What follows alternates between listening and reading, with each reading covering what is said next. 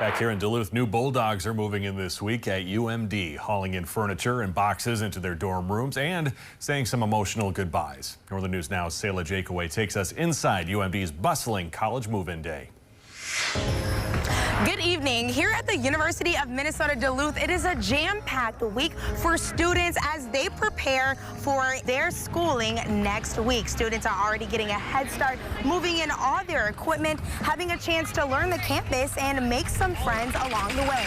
Living in the community is very important to foster those connections and get to experience different backgrounds and different people. UMD faculty say living on campus is a great experience, both for their academic career and socially. Yeah, so one of the things that we find is that there's a strong correlation with living on campus in your first year and your time to completion. And so students who live on campus in their first year often complete within that 4-year window at a rate much higher than students who might live off campus in their first year. And so it helps overall time to degree.